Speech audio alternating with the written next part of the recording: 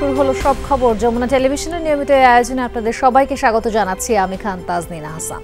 প্রধান উপদেষ্টার সাথে সিইসির বৈঠকে কি নিয়ে আলোচনা হতে পারে এ নিয়ে চলছে নানা বিশ্লেষণ।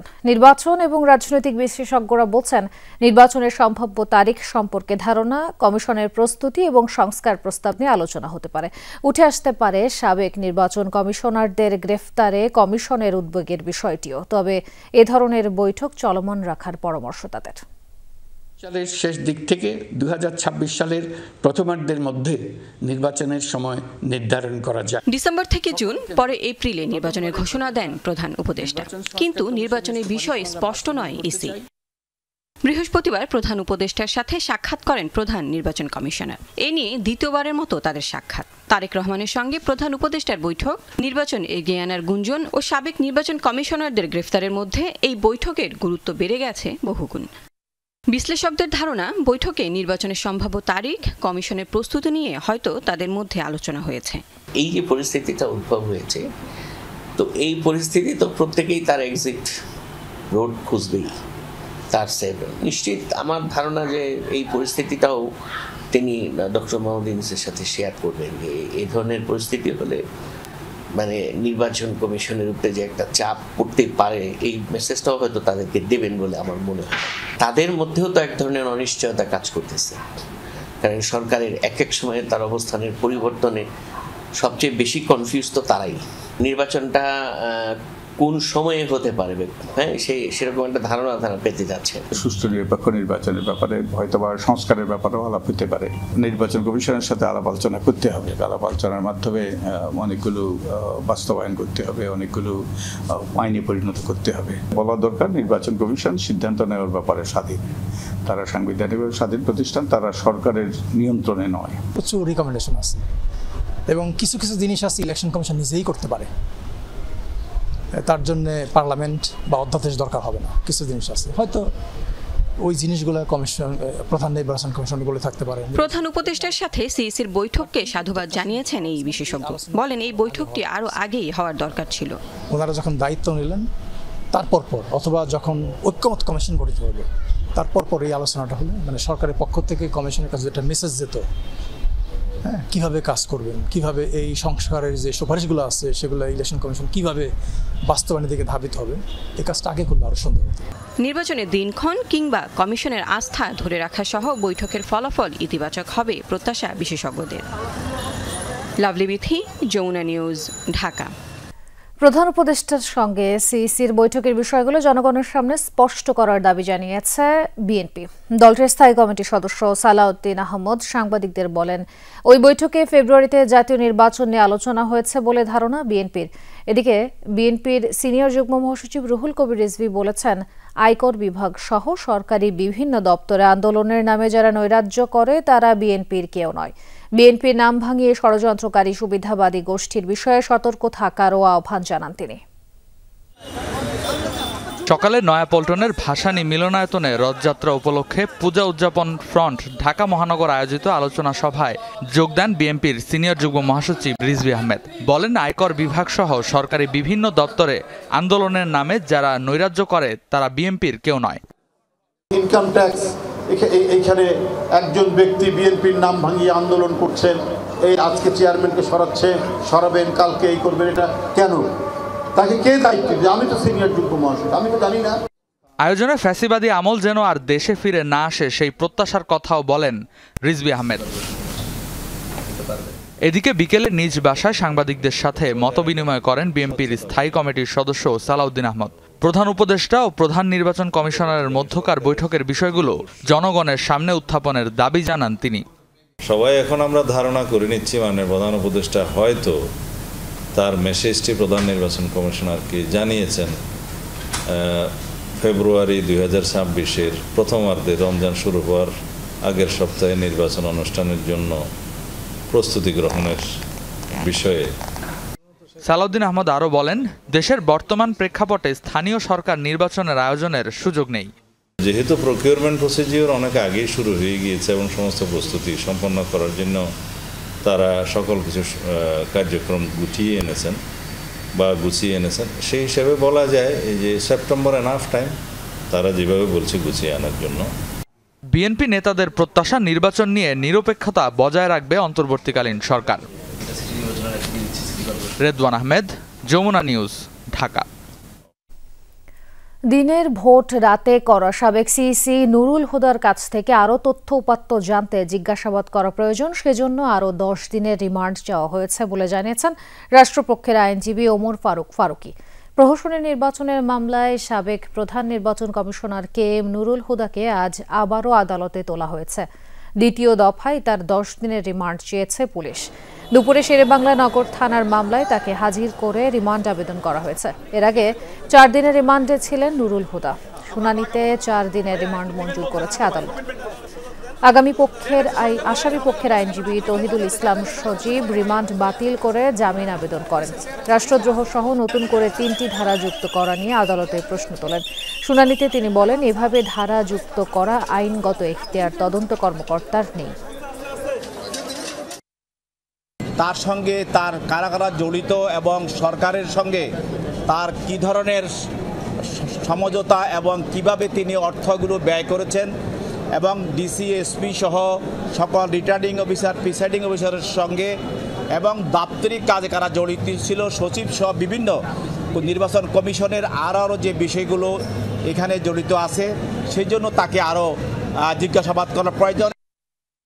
দান অনুদান নয়, স্বাস্থ্যসেবা নিশ্চিতে সামাজিক ব্যবসায় একমাত্র উপায় বলে জানিয়েছেন প্রধান উপদেষ্টা ডক্টর মোহাম্মদ ইউনূস। 15তম সামাজিক ব্যবসা দিবস উপলক্ষে সাভারের জিরাবোতে সামাজিক কনভেনশন সেন্টারে আয়োজিত অনুষ্ঠানে তিনি কথা জানান।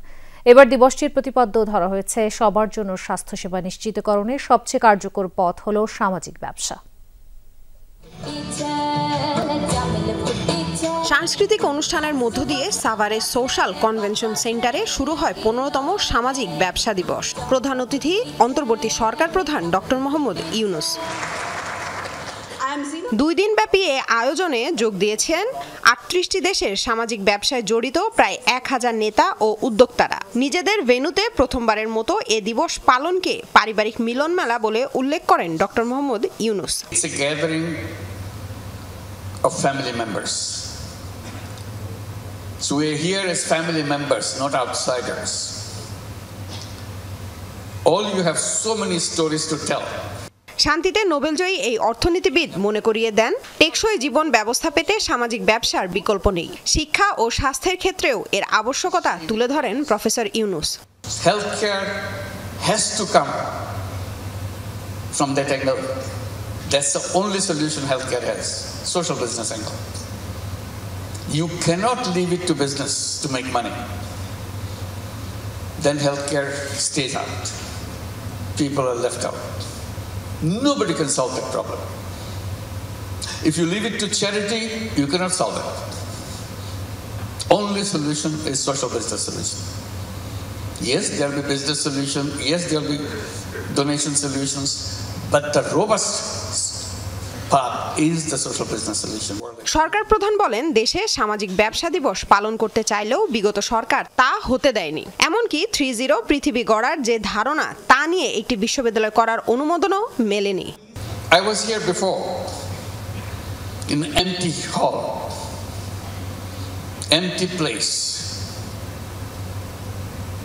and wondered when we will have our conference here. This was built for Social Business Day, but you couldn't hold that Social Business Day. Not because we are not ready,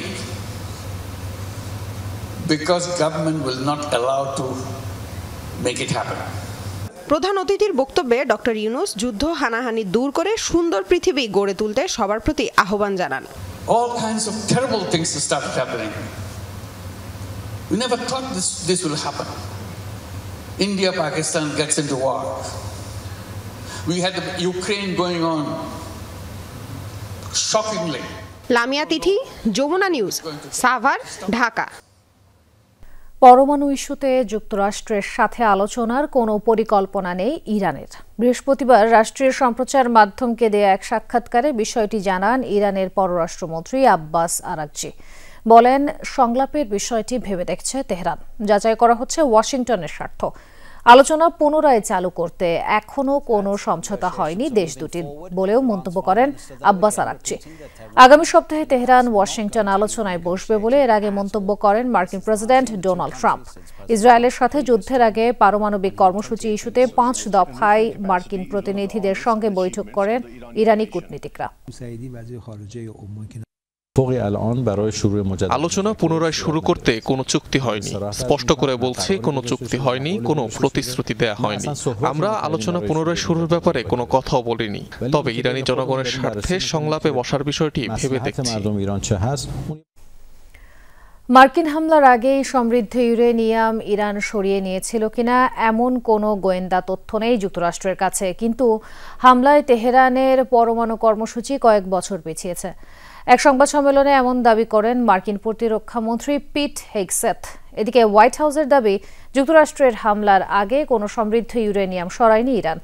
অভিযানটির পর মজুদ ৬০% সমৃদ্ধ uranium নিয়ে ধোঁয়াশা তৈরি হয়। বিভিন্ন গণমাধ্যমে উঠে আসা তথ্য অনুযায়ী হামলার আগেই গুরুত্বপূর্ণ সরঞ্জাম অন্যত্র সরিয়ে নেওয়া হয়েছিল, যার হদিস না পাওয়ার কথা স্বীকারও করেছে জাতিসংঘের আণবিক শক্তি সংস্থা।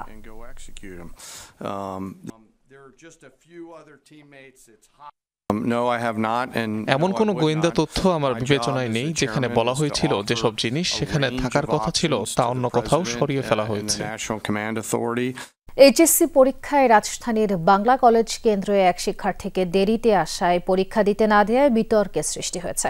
১৯৮০ সালের পাবলিক পরীক্ষা আইনে পরীক্ষার্থীকে কেন্দ্রে ঢুকতে না দেওয়ার বিষয়টি বৈধ হলেও ঘটনা বিবেচনায় তাকে পরীক্ষা দেওয়ার সুযোগ দেওয়া উচিত ছিল বলে মনে করেন অনেকে। শিক্ষা গবেষকরা বলছেন, অপব্যবহার সুযোগ বন্ধ করে পাবলিক পরীক্ষা আইন মানবিক করা যেতে পারে। আলামিন হক অহনের রিপোর্ট।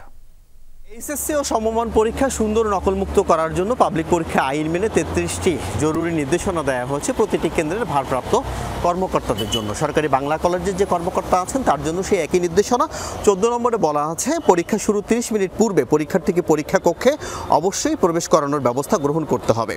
এই সময়ের পর কেন্দ্রে পরীক্ষার্থী আসেন তাহলে ভারপ্রাপ্ত কর্মকর্তা বিশেষ বিবেচনায় রেজিস্টার খাতায় রোল নম্বর ও অন্যান্য তথ্য লিখে তাকে পরীক্ষায় বসানোর ব্যবস্থা করতে পারেন। সেক্ষেত্রে তার সেই রোল নম্বর এবং অন্যান্য তথ্য পরে পরীক্ষার শেষে কেন্দ্রে পাঠাতে হবে। এই বিষয়টি নিয়ে কি বলছেন পরীক্ষা সংশ্লিষ্টরা? ৯:৩০ পরে যদি আসে সেই ক্ষেত্রে কারণ লিপিবদ্ধ করতে হবে, শুরু হয়ে যাওয়ার পরের কথা না। তার অ্যাক্সিডেন্ট হতে পারে, অনেক কিছু হতে পারে, এটা অনেক সময় আমাদের বলা থাকে, অবস্থা বুঝে ব্যবস্থা নেবেন। ঢাকা শিক্ষা বোর্ড ল্যাবরেটরি কলেজের শিক্ষার্থী আনিসা আহমেদ কেন্দ্রে আসেন পরীক্ষা শুরুর কমপক্ষে ঘণ্টাখানেক পর। বাবাহারা এই শিক্ষার্থী জানান, সেদিন সকালে তার মা গুরুতর অসুস্থ হন। অসুস্থ মাকে হাসপাতালে পৌঁছে দিয়ে পরীক্ষা কেন্দ্রে প্রবেশ করতেই এই বিলম্ব। সেদিন পরীক্ষা শুরুর ৪৫ মিনিট পর পৌঁছানোয় কেন্দ্রে প্রবেশের সুযোগ পায়নি হবিগঞ্জের আরও এক শিক্ষার্থী। তার দাবি, অসুস্থতার কারণে তিনি সিলেটে মামার বাড়িতে ছিলেন। পথে বাসের যান্ত্রিক ত্রুটির কারণে দেরি হয়। পরীক্ষা দিতে না পেরে কান্নায় ভেঙে পড়েন ওই শিক্ষার্থীও। এই দুটি ঘটনায় মানবিক বিষয়টি বিবেচনায় নেওয়া যেত কি? তার কলেজের অধ্যক্ষর মাধ্যমে, তার কলেজের টিচারদের মাধ্যমে যোগাযোগ করে ওই মেয়েকে পরবর্তী পরীক্ষাগুলো যেন সে অ্যাটেন্ড করে, সেটা নিয়ম আছে। সেই ব্যাপারে তাকে মানসিকভাবে সাপোর্ট দেওয়ার ব্যাপারে কাউন্সিলিং করার দায়িত্ব দিয়েছি, তারা অলরেডি করছে, তার সাথে কথাও বলেছে। শিক্ষা গবেষকরা বলছেন, পরীক্ষা সুন্দর ও নকলমুক্ত করতে এই ব্যবস্থা। এমন ঘটনায় বিষয়টি বিবেচনায় নিয়ে পরীক্ষাকে আরো মানবিক ও সুন্দর করার সুযোগ আছে।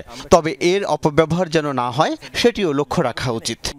সারা দুনিয়াব্যাপী ফর্মাল এডুকেশন এখন নন ফর্মাল মানে হলো ইনফর্মাল আর ফর্মালের মাঝামাঝি, মানে একটু সফট একটু কথা হলো ফ্লেক্সিবিলিটি রাখা, এটা চাইলেই পারে। নিয়ম নাই, নজির নাই, এগুলো কোনো কথা না। একটা ফ্রেমের মধ্যেই যতটুকু সম্ভব এটাকে নমনীয় পর্যায়ে নিয়ে আসা। এদিকে শুক্রবার প্রধান উপদেষ্টা প্রেস উইং থেকে গণমাধ্যমে পাঠানো এক বিবৃতিতে জানানো হয়, শিক্ষা উপদেষ্টা মানবিক বিবেচনায় আনিসার বিষয়টি গুরুত্বের সাথে দেখার কথা জানিয়েছেন। যদিও হবিগঞ্জের ওই পরীক্ষার্থীর ব্যাপারে কিছুই জানায়নি প্রধান উপদেষ্টার প্রেস উইং। আমিন হক অহন, যমুনা নিউজ, ঢাকা। এদিকে জামালপুরের ১৭ জন এইচএসসি পরীক্ষার্থীকে প্রবেশপত্র না দেওয়া শিক্ষা প্রতিষ্ঠানটির মাধ্যমিক আর উচ্চ মাধ্যমিকে পাঠদানের অনুমোদনই নেই। ময়মনসিংহ শিক্ষা বোর্ডের তদন্তে উঠে এসেছে এমন চাঞ্চল্যকর তথ্য। সকালে ময়মনসিংহ শিক্ষা বোর্ডের ৬ সদস্যের একটি দল জামালপুরের প্রশান্তি স্কুল অ্যান্ড কলেজে যায়। তদন্ত শেষে কমিটি জানায়, অনুমোদন ছাড়াই দীর্ঘদিন প্রতিষ্ঠানটি মাধ্যমিক ও উচ্চ মাধ্যমিকে পাঠদান করে আসছিল। তাই শুধু প্রাথমিক বাদে তাদের বাকি বিভাগের কার্যক্রম নিষিদ্ধ করা হয়েছে। প্রতিষ্ঠানটির বিরুদ্ধে আইনি ব্যবস্থাও গ্রহণ করা হবে। পাশাপাশি প্রবেশপত্র হাতে না পাওয়ায় ১৭ শিক্ষার্থীর এইচএসসি পরীক্ষা না দিতে পারার বিষয়েও বোর্ড দ্রুত সিদ্ধান্ত জানাবে। বেসিক্যালি এটার কোনো অনুমোদনই নাই, অনুমোদন বিনা একটা কলেজ, এই কলেজের ছাত্র ভর্তি সংক্রান্ত কোনো কার্যক্রম করতে পারে না। আমরা এই কলেজের যে অধ্যক্ষ মহোদয়কে দেখেছি, তার সাথে কথা বলেছি, সে তার দায়িত্ব পুরোটাই সে স্বীকার করে নিয়েছে। চুরি করা শস্য আমদানির অভিযোগে বাংলাদেশি কিছু প্রতিষ্ঠানের ওপর নিষেধাজ্ঞা দিতে ইউরোপীয় ইউনিয়নের কাছে আহ্বান জানিয়েছে ইউক্রেন। বার্তা সংস্থা রয়টার্সের এক প্রতিবেদনে উঠে এসেছে এমন তথ্য। রয়টার্স জানায়, ইউক্রেনের অভিযোগ, রাশিয়ার দখল করা ইউক্রেনীয় ভূখণ্ডে উৎপাদিত শস্য আমদানি করছে কিছু বাংলাদেশি প্রতিষ্ঠান। ভারতে অবস্থিত ইউক্রেনের দূতাবাস এই বিষয়ে বাংলাদেশের পররাষ্ট্র মন্ত্রণালয়ে ৪ বার চিঠি পাঠিয়েছে বলেও ওই প্রতিবেদনে উল্লেখ করা হয়েছে। চিঠিতে অভিযোগ করা হয়েছে, চুরি করা ১.৫ লাখ টন শস্য রফতানি করেছে রাশিয়ার বিভিন্ন কোম্পানি। এসব শস্য গ্রহণ না করার জন্য ঢাকাকে অনুরোধ জানায় ইউক্রেন। তবে ঢাকার তরফ থেকে কোনো জবাব দেওয়া হয়নি বলে রয়টার্সের কাছে দাবি করে ভারতে নিযুক্ত ইউক্রেনের রাষ্ট্রদূত। রাজধানীর স্বামীবাগে ইসকন মন্দিরে সকাল ৮টায় বিশ্ব শান্তি ও মঙ্গল কামনায় অগ্নিহোত্র যজ্ঞের মধ্য দিয়ে শুরু হয় রথযাত্রা মহোৎসবের আনুষ্ঠানিকতা। বিকেল ৩টায় রথের বর্ণাঢ্য শোভাযাত্রার উদ্বোধন করা হয়। শোভাযাত্রায় ৩টি সুবিশাল অত্যাধুনিক ফোল্ডিং রথে স্বামীবাগ মন্দির থেকে ঢাকেশ্বরী জাতীয় মন্দিরে নিয়ে যাওয়া হয় জগন্নাথ, বলদেব ও সুভদ্রা দেবীকে। রথযাত্রা উপলক্ষে ঢাকায় আন্তর্জাতিক কৃষ্ণ ভাবনামৃত সংঘ আয়োজিত ৯ দিনব্যাপী অনুষ্ঠানের আয়োজনে রয়েছে হরিনাম সংকীর্তন, বিশ্ব শান্তি ও মঙ্গল কামনায় অগ্নিহোত্র যজ্ঞ, মহাপ্রসাদ বিতরণ, আলোচনা সভা, শোভাযাত্রা সহ আরও নানা সাংস্কৃতিক কার্যক্রম। সবসময় আমরা চাই যে আমাদের দেশটা একটু ভালো থাকুক, আমাদের সনাতন ধর্মের উপরে কোনো চাপ সৃষ্টি না হোক। সনাতন ধর্মাবলম্বীদের এই বড় অনুষ্ঠান 9 দিনব্যাপী রথযাত্রা, আজকে আমরা 100-এর উপরে যজ্ঞ করেছি। জগন্নাথ প্রভু আমাদের কৃপা করবে আমাদের উপরে, এতটুকুই আশা। প্রতি বছর আমরা এই উৎসবটা করতে পারি, আমরা এটা চাওয়া পাওয়া জগন্নাথের কাছে। সনাতন ধর্মের অন্যতম উৎসব রথযাত্রা আজ ঢাকার ধামরায়েও ৪০০ বছরের পুরনো ঐতিহ্যবাহী যশোমাধবের রথযাত্রা উদ্বোধন করবেন স্বরাষ্ট্র উপদেষ্টা। সন্ধ্যায় রথের রশ্মি টানের মধ্য দিয়ে উৎসবের আনুষ্ঠানিকতার উদ্বোধন করবেন তিনি। রথযাত্রাকে কেন্দ্র করে এরই মধ্যে উৎসবের শহরে পরিণত হয়েছে ধামরাই। বাজার রোড, যাত্রাবাড়ি, ধুলিভিটা সহ আশপাশের এলাকায় বসেছে মেলা। এতে যোগ দিয়েছেন সনাতনের পাশাপাশি অন্য ধর্মাবলম্বীর অসংখ্য মানুষ।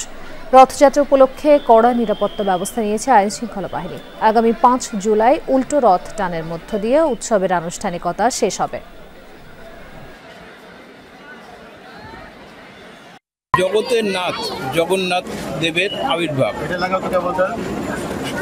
এটা মহা আনন্দের দিন। জগতেরই সে নাথ, সে আসছে আজকে তার রথযাত্রা, মানে তার উপলক্ষে অনুষ্ঠান। বৃন্দাবন থেকে দ্বারকার উদ্দেশ্যে রওনা হয়েছিলেন, সে যা ঐতিহ্যবাহী সনাতন ধর্ম বিশ্বাস করে এবং পালন করে।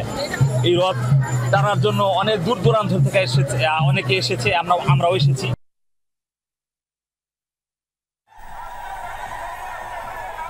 গাজীপুরেও শুরু হয়েছে রথযাত্রা ও রথমেলা। ভাওয়াল রাজাদের দ্বারা প্রচলিত ঐতিহ্যবাহী শতাব্দী প্রাচীন শ্রী শ্রী মানিক্য মাধবের রথযাত্রা এটি। সকালে জেলা শহরের রথখোলা এলাকার প্রেস ক্লাবের সামনে নানা বয়সী নারী পুরুষের রথ টানের মধ্য দিয়ে এই রথযাত্রা শুরু হয়। এছাড়া চট্টগ্রামের প্রবর্তক মোড় থেকেও শুরু হয়েছে যাত্রা। ধামরাইয়ের রথযাত্রায় আছেন সহকর্মী মাহফুজুর রহমান নিপু, সরাসরি যুক্ত হচ্ছেন তিনি। রথযাত্রার কি অবস্থা নিপুণ, এখন কি উদ্বোধন করা হয়েছে, আর যেহেতু উদ্বোধন করে ফেলেছে তাহলে আসলে আয়োজনের আর কি বিস্তারিত আছে জানাবেন?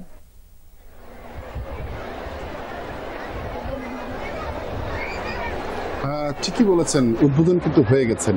স্বরাষ্ট্র উপদেষ্টা মঙ্গল আলোর মাধ্যমে কিন্তু এই আনুষ্ঠানিকতা শুরু করে উদ্বোধন করেন এবং কিছুক্ষণ আগেই যে আপনি সড়কটি দেখতে পাচ্ছেন, অর্থাৎ ধামরাইয়ের যে বাজার যে সড়কটি রয়েছেন, লাখো মানুষের ঢল কিন্তু পড়েছে এখানে। আমরা দেখেছি যে দেশ এবং দেশের বাইরে থেকে লাখো ভক্তরা একে জমায়েত হয়েছেন এই ঢাকার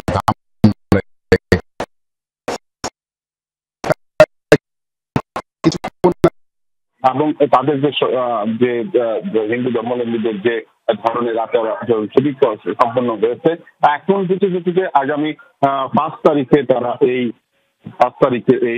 5 তারিখে উল্টো রথযাত্রার মাধ্যমে এই ধরনের উল্টো রথযাত্রার মাধ্যমে কিন্তু সম্মত নেই। তবে এই রথযাত্রার মাধ্যমে যে বিষয়টি এলাকা হয়েছে সেটি হচ্ছে যে উৎসবের মুখর হয়েছে। এখন এই রথযাত্রাকে ঘিরে মেলা বসেছে, কোথাও গানের আসর বসবে, কোথাও হচ্ছে যখন রথটি টান দেওয়া হয় তখন কিন্তু আমরা দেখেছি যে আপনার পানচিনি এবং বিভিন্ন ধরনের প্রসাদ কিন্তু ছিটিয়ে রথের উপরে দেওয়া হয়েছে।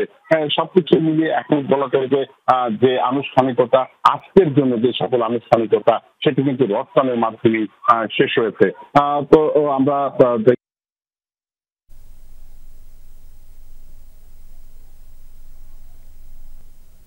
যুক্ত হওয়ার জন্য ধন্যবাদ নিপু। বাংলাদেশ চীন মৈত্রী সম্মেলন কেন্দ্রে প্রথমবারের মতো অনুষ্ঠিত হচ্ছে মুয়ে থাই আন্তর্জাতিক প্রতিযোগিতা, যেখানে আছেন সহকর্মী মেহেদি নাইম। সরাসরি যাব তার কাছে।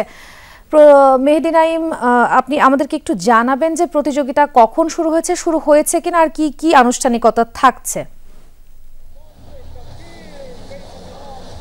তাজদিন, আপনি নিশ্চয়ই দেখতে পাচ্ছেন যে আমার ঠিক পেছনেই আসলে প্রথমবারের মতো ডাবল হর্স প্রেজেন্ট 001 যেই মুয়ে থাই ইন্টারন্যাশনাল চ্যাম্পিয়নশিপ সেটা কিন্তু ইতিমধ্যে শুরু হয়ে গিয়েছে। 4 দেশের 34 প্রতিযোগী এই মুয়ে থাই কম্পিটিশনে অংশগ্রহণ করছে। আমি একটু দর্শকদের জানিয়ে দিতে চাই যে আসলে মুয়ে থাইটা কি। মুয়ে থাই হচ্ছে একটা মার্শাল আর্ট যেটা আত্মরক্ষার প্রতিরোধ যে ব্যবস্থা সেইটা আসলে নিশ্চিত করে, এবং বাংলাদেশে কিন্তু এটা একদমই প্রথম একটা আয়োজন বলতে পারি, যেখানে আসলে আমরা দেখতে পাচ্ছি যে খুব জাঁকজমক একটা আসর। এখানে প্রায় 1000 খানেক মানুষ এই খেলাটা উপভোগ করছে। আপনি দেখতে পাচ্ছেন যে খেলায় এই মুহূর্তে কিছুটা বিরতি চলছে, কিছুক্ষণের মধ্যেই শুরু হবে। এরকম সারাদিনে কিন্তু 17টি বাউট আমরা দেখতে পারবো এবং 12টি অ্যামেচার লড়াই অনুষ্ঠিত হবে। অ্যামেচার ইভেন্টে 3 মিনিট করে 3টি বাউট হবে এবং প্রফেশনাল ইভেন্টে 3 মিনিট করে মোট 5টি বাউটের খেলা অনুষ্ঠিত হবে। একদিনের এই টুর্নামেন্টে কিন্তু 950টি সিটের টিকিট ইতিমধ্যে বিক্রি হয়ে গেছে।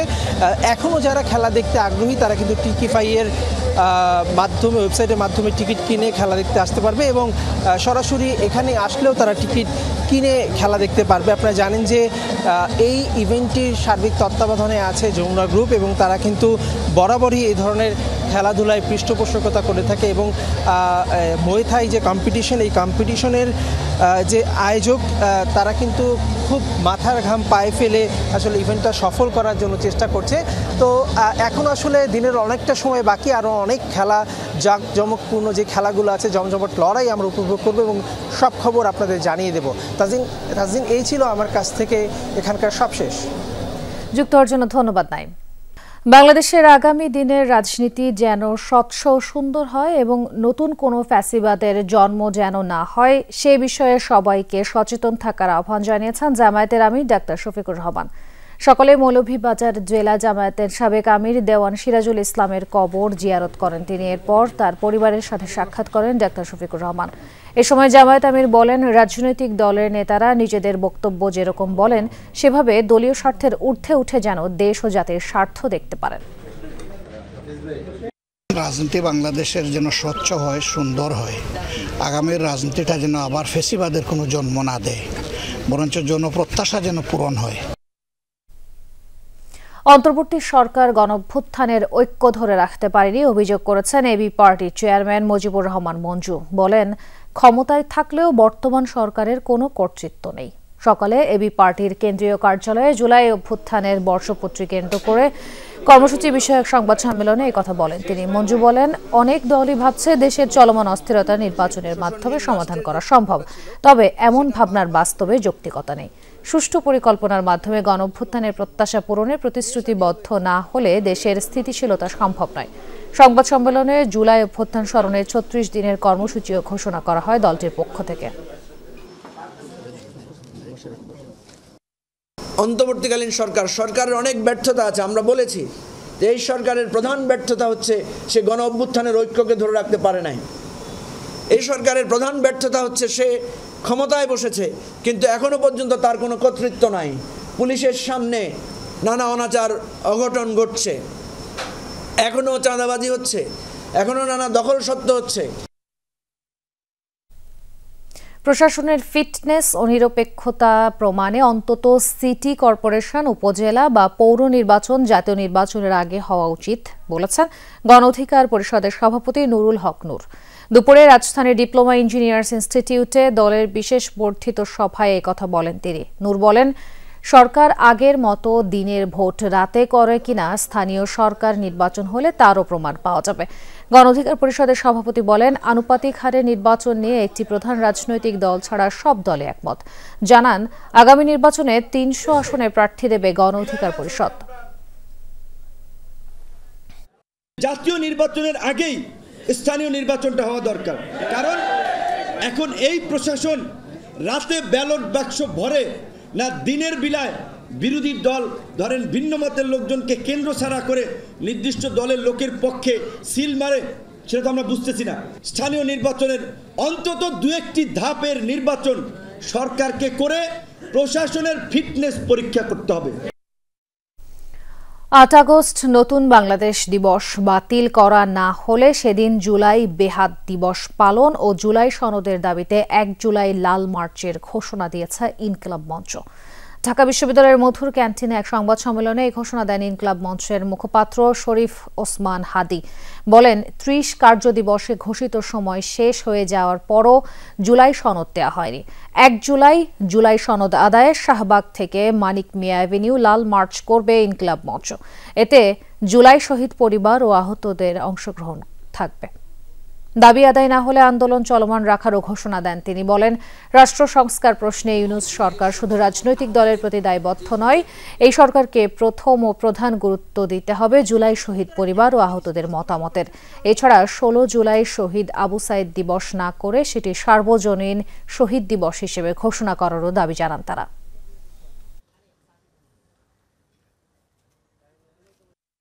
আমরা বেঁচে থাকতে আপনি এই যে নতুন বাংলাদেশ দিবস, এটা ৮ই আগস্ট আপনি করতে পারবেন না।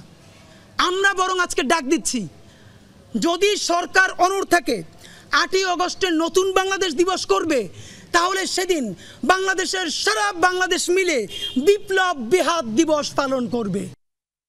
চট্টগ্রামের লালখান বাজারে একটি ক্লিনিকে অক্সিজেন সিলিন্ডার বিস্ফোরণে আগুন লাগে। দুপুরে ৩টার দিকে মমতানগর মাতৃ সদন ক্লিনিকে এই বিস্ফোরণ ঘটে, তবে এতে কেউ হতাহত হয়নি। বর্তমানে হাসপাতালে বিদ্যুৎ সরবরাহ না থাকায় বন্ধ রয়েছে সেবা কার্যক্রম। সরিয়ে নেওয়া হয়েছে ভর্তি থাকা প্রসূতি রোগীদের। ফায়ার সার্ভিসের কর্মকর্তারা জানান, ক্লিনিকের নিচ তলায় অপারেশন থিয়েটারে এই বিস্ফোরণ হয়। সেখানে অক্সিজেন সিলিন্ডার লিকেজ হয়ে বিস্ফোরণ ও আগুন লাগে। পরে ৩০ মিনিটের মধ্যে আগুন নিয়ন্ত্রণে আনে ফায়ার সার্ভিসের ৩টি ইউনিট। পরিস্থিতি নিয়ন্ত্রণে আসলে একে একে সরিয়ে নেওয়া হয় ক্লিনিকে ভর্তি থাকা রোগীদের। অক্সিজেনটা লিক হয়ে পুরো রুম ধুলাচ্ছন্ন করে দিয়েছে। সবাই ভীত সন্ত্রস্ত হয়ে ফায়ার এক্সটিংগুইশার আমাদের এখানে ছিল, ফায়ার এক্সটিংগুইশারও মারছে। পরে সবকিছু কন্ট্রোল হয়েছে, কোনো রুগী ছিল না, রুগীগুলো ওয়ার্ডে ছিল আমাদের। টোটালি নিরাপদ, আপনার আপনি ভিতরে প্রবেশ করতে পারেন আমার সঙ্গে। ভিতরে এখন কোনো আগুনের কোনো আলামত, স্মোকের তেমন কোনো আলামত নাই। ইনশাল্লাহ পরিপূর্ণভাবে সবকিছু নিয়ন্ত্রণ হচ্ছে। টেকনিক্যাল সমস্যার কারণে হযরত শাহজালাল আন্তর্জাতিক বিমানবন্দরে জরুরি অবতরণ করেছে বিমান বাংলাদেশ এয়ারলাইন্সের একটি আন্তর্জাতিক ফ্লাইট। সকালে সিঙ্গাপুরের উদ্দেশ্যে ঢাকা থেকে উড্ডয়নের পরপরই ইঞ্জিনের ত্রুটির কারণে ফ্লাইটটি জরুরি অবতরণের সংকেত পাঠায় পাইলট। বিমানটি বাংলাদেশ সময় সকাল ৮টা ৩৮ মিনিটে উড্ডয়নের পরপরই প্রায় ২৫০০ ফুট উচ্চতায় পৌঁছালে বিমানের ক্যাপ্টেন ইঞ্জিন সংক্রান্ত সমস্যার বিষয়টি ফ্লাইট নিয়ন্ত্রণ কক্ষকে জানান এবং দ্রুত ঢাকায় ফিরে আসার সিদ্ধান্ত নেন। পরবর্তীতে বিমানটি স্থানীয় সময় ৮টা ৫৯ মিনিটে সম্পূর্ণ নিরাপদে বিমানবন্দরে অবতরণ করে। ফ্লাইটে মোট ১৫৪ জন যাত্রী এবং ৭ জন ক্রু ছিলেন। তারা সবাই নিরাপদে আছেন বলে নিশ্চিত করেছে কর্তৃপক্ষ। তবে পরবর্তীতে রানওয়ে পরিদর্শনে কোনো অনাকাঙ্ক্ষিত বস্তু বা পাখির উপস্থিতি পাওয়া যায়নি। অবশ্য বিমানের ইঞ্জিন কাউলিংয়ে রক্তের দাগ দেখা যায়, যা সম্ভাব্য পাখি সংঘর্ষের ইঙ্গিত হতে পারে। আইন, বিচার, মানবাধিকার ও সাংবিধানিক বিষয়ক সাংবাদিকদের সংগঠন ল রিপোর্টার্স ফোরাম LRF এর ২০২৫-২৬ মেয়াদের কার্যবাহী কমিটির সভাপতি পদে নির্বাচিত হয়েছেন এনটিভির বিশেষ প্রতিনিধি হাসান জাভেদ ও সাধারণ সম্পাদক পদে নিউ এইজের সিনিয়র রিপোর্টার মনিরুজ্জামান মিশন। দুপুরে সুপ্রিম কোর্ট আইনজীবী সমিতি মিলনায়তনে বার্ষিক সাধারণ সভা শেষে ফোরামের প্রধান নির্বাচন কমিশনার সিনিয়র সাংবাদিক স্বপন দাশগুপ্ত এই ফলাফল ঘোষণা করেন। নতুন কমিটিতে সহসভাপতি পদে নির্বাচিত হয়েছেন বাংলা ভিশনের আহমেদ সরোয়ার হোসেন ভূঁইয়া, যুগ্ম সম্পাদক বাংলাদেশ প্রতিদিনের আরাফাত মুন্না, অর্থ সম্পাদক চ্যানেল 24 এর মঞ্জুর হোসাইন, সাংগঠনিক সম্পাদক আজকের পত্রিকার SM নূর মোহাম্মদ, প্রচার ও প্রকাশনা সম্পাদক ATN নিউজের জাভেদ আক্তার এবং প্রশিক্ষণ ও কল্যাণ সম্পাদক পদে নির্বাচিত হয়েছেন বিবিসি বাংলার জান্নাতুল ফেরদাউস তানভী। এছাড়া কার্যনির্বাহী সদস্য পদে সমকালের ওয়াকিল আহমেদ হিরণ, জনকণ্ঠের বিকাশ নারায়ণ দত্ত, বাসসের হাবিবুর রহমান এবং জাগো নিউজের ফজলুল হক মৃধা নির্বাচিত হয়েছেন নতুন এই কমিটিতে। উত্তর গাজায় ত্রাণ প্রবেশ বন্ধ করে দিয়েছে তেল আবিব। হামাসের হাতে যাতে ত্রাণের নিয়ন্ত্রণ না চলে যায় সেজন্য এই ব্যবস্থা নেওয়া হয়েছে বলে দাবি তাদের। এদিকে ইসরায়েলি আগ্রাসনে 24 ঘন্টায় প্রাণ হারিয়েছে অন্তত আরও 72 ফিলিস্তিনি। বিভিন্ন স্থানে চালানো হয়েছে বোমা হামলা ও গুলিবর্ষণ। টার্গেট করা হয় গাজার দক্ষিণাঞ্চলের আল মাওয়াসি এলাকায় শরণার্থী শিবির। এতে হতাহত হন বেশ কয়েকজন। গাজার মধ্যাঞ্চলের দেইর আল বালাহ শহরে একটি বাজারের নিয়ন্ত্রণ প্রতিষ্ঠার চেষ্টা করছিল হামাসের পুলিশ বাহিনী। এমন সময় ড্রোন হামলা চালায় IDF। নিহত হন কমপক্ষে 18 জন। ওয়াদি গাজার দক্ষিণে ত্রাণের জন্য অপেক্ষারত মানুষের উপর চালানো হয় গুলি। এতে অনেকে হতাহত হয়েছেন। অন্যদিকে পুষ্টিহীনতার কারণে মৃত্যু হয়েছে উপত্যকাটির 2 নবজাতকের। মেসি, রোনালদো ও এমবাপ্পেকে পেছনে ফেলে নতুন রেকর্ড গড়লেন ম্যান সিটি তারকা আর্লিং হল্যান্ড। সবচেয়ে কম ম্যাচে 300 গোলের মাইল ফলক স্পর্শ করেন এই নরওয়েজিয়ান তারকা। জাতীয় দল ও ক্লাবের জার্সিতে মাত্র 370 ম্যাচ খেলে এই কীর্তি গড়েন তিনি। দ্রুততম 300 গোলের পথে পেছনে ফেলেন Lionel Messi, Cristiano Ronaldo, Kylian এমবাপ্পেকে। এই ছিল আজকের এই সব খবরের আয়োজনে। এতক্ষণ সাথে থাকার জন্য ধন্যবাদ সবাইকে।